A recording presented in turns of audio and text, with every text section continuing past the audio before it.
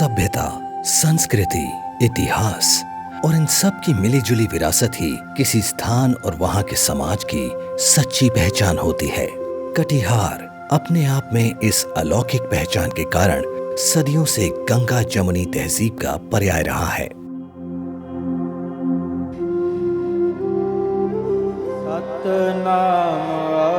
इतिहास गवाह है कि सिखों के नवे गुरु तेग बहादुर जी ने अपने आसाम यात्रा के दौरान बराड़ी के लक्ष्मीपुर गांव में प्रवास किया था।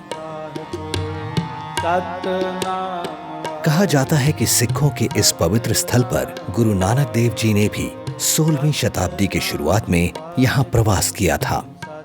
यही कारण है कि इस क्षेत्र में सिख धर्म का भी काफी प्रभाव रहा है।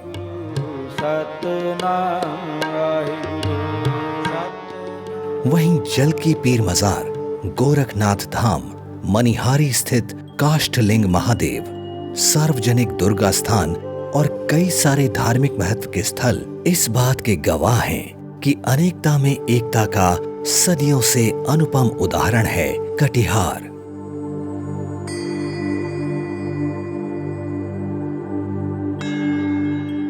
बिहार का ये प्रगतिशील जिला यूं ही अस्तित्व में नहीं आया। कटिहार को जिला के रूप में स्थापित करने की मांग आजादी के पूर्व से ही चल रही थी, लेकिन आजादी के 7 वर्ष बाद सन 1954 ईस्वी में कटिहार को पूर्णिया सदर से अलग कर एक अनुमंडल का दर्जा दिया गया। लेकिन इस नव स्थापना से कटिहार का समाज बहुत खुश नहीं था। जिले की मांग अब भी बरकरार थी। एक लंबे संघर्ष के बाद भारत के सबसे बड़े सत्याग्रही राष्ट्रपिता महात्मा गांधी के जन्म दिवस 2 अक्टूबर 1973 ईस्वी को कटिहार को एक जिला घोषित किया गया।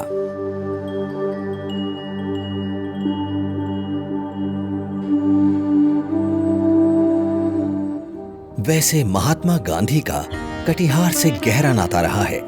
बिहार की धरती से नील की खेती को खत्म करने का गांधी जी ने दृढ़ संकल्प लिया था और इस क्षेत्र में ब्रिटिश हुकूमत के द्वारा जबरदस्ती यहाँ के खेतों में नील की खेती हो रही थी।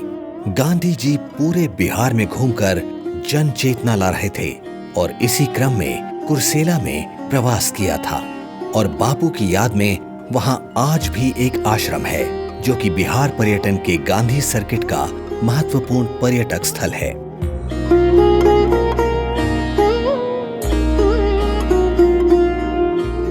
सन 1973 में जिला घोषित होने के बाद जिम्मेदारियां भी बहुत थीं।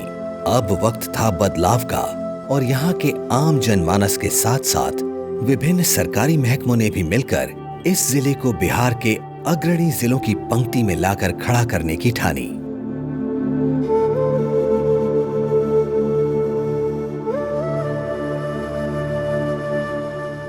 हालांकि ये काम इतना भी आसान नहीं था। ये वो जगह है जहाँ की भौगोलिक परिस्थितियां बेहद ही प्रतिकूल हैं। इसी क्षेत्र में प्रलयकारी कोशी, अविरल महानंदा, महान और विशाल गंगा में आकर मिल जाती है। वैसे तो संगम का ये दृश्य अति मनोहारी होता है, लेकिन बरसात के दिनों में ये नदियां अपने साथ लाती हैं एक भयानक और खौफनाक बाढ़ का मंजर।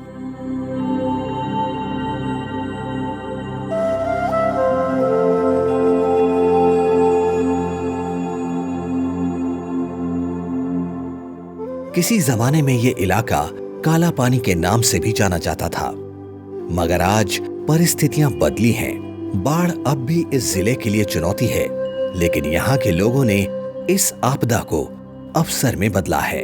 कटिहार अब विकास की नई कहानियों को गढ़ रहा है, चाहे बात सड़क संपर्कता की हो या फिर पुल पुलियों के निर्माण की। यातायात के संपर्क बढ़ रहे हैं और बढ़ रहा है रोजगार एवं व्यापार।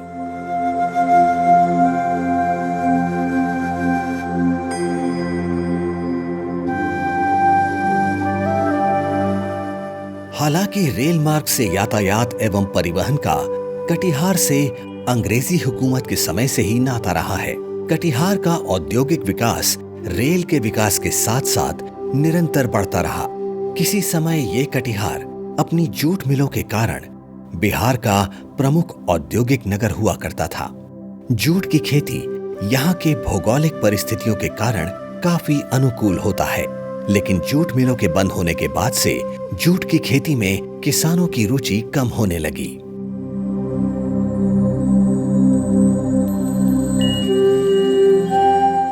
कटिहार के मेहनतकश किसानों ने हार नहीं मानी और अब वैकल्पिक खेती करने लगे, जैसे मखाना और मत्स्य पालन। इन दोनों के पैदावार के लिए प्रचुर जल चाहिए और जल यहाँ के लिए प्रकृति की एक भेंट भी है। बाढ़ग्रस्त इलाका होने के कारण यहाँ की मिट्टी में प्रचुर मात्रा में उर्वरक तत्व पाए जाते हैं, जिस कारण कटिहार आज धान, गेहूं, केला और कई तरह की सब्जियों की खेती प्रचुर मात्रा में कर रहा है।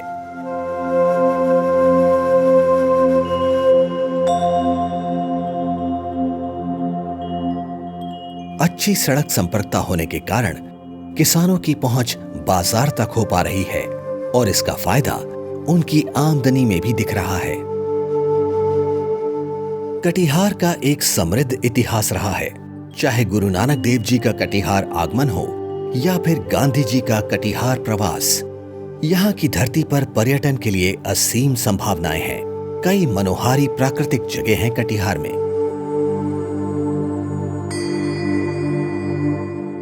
कटिहार के मनिहारी अनुमंडल में लगभग 200 एकड़ में फैला ये गोगाबिल झील मनोरम और दर्शनीय पक्षी विहार है।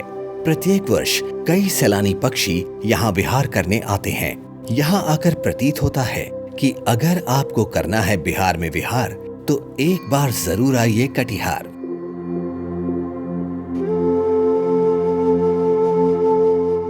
मनिहारी का ये गंगा घाट सदियों से हिंदू आस्था एवं जल यातायात का एक प्रमुख केंद्र रहा है। इस वजह से यहाँ व्यापार एवं उद्योग हमेशा से फलते फूलते रहे। साथ ही साथ मनिहारी धर्म, आस्था, विविध संस्कृति एवं साहित्य का एक महत्वपूर्ण केंद्र रहा है।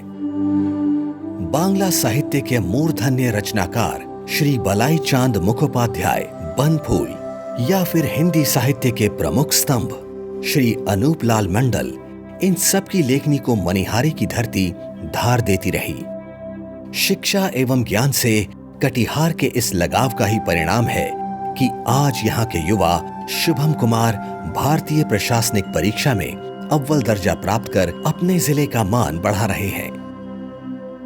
कटिहार की सीमा पश्चिम बंगाल और गंगा पार झारखंड से जाकर मिलती है और इसका असर यहाँ के बोलचाल, खान पान एवं रहन सहन में भी देखने को मिलता है। आज भी कटिहार की मिट्टी ने विलुप्त हो रहे जनजाति समाज के जीवन और संस्कृति को संजो कर रखा है और इसी जनजाति समाज से संबंध रखने वाले स्वतंत्रता सेनानी अमर शहीद ध्रुव कुंडू के बलिदान को भला कौन नहीं जानता है।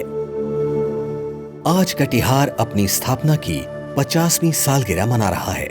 इन 50 वर्षों का इतिहास काफी उतार चढ़ाव का रहा, लेकिन कटिहार के मेहनतकश, ऊर्जावान आमजन और सरकार के दृढ़ संकल्प ने साथ मिलकर हमेशा इस जिले को अग्रिम पंक्ति में लाने का निरंतर प्रयास किया है और इसका असर दिखता भी है।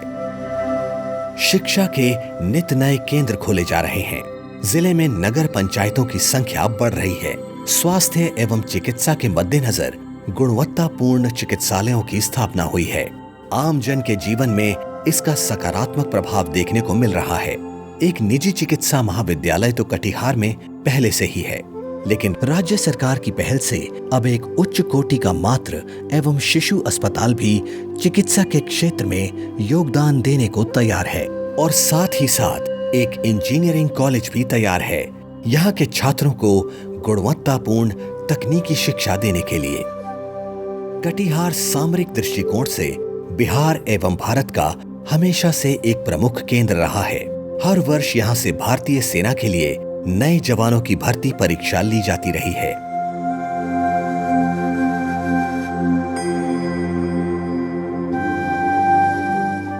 निरंतर बढ़ रहे कटिहार को देखकर ये उम्मीद की जा सकती है कि कटिहार अनंत काल तक मानव समाज को यूं ही विरासत को संभाल कर चलने की प्रेरणा देता रहेगा।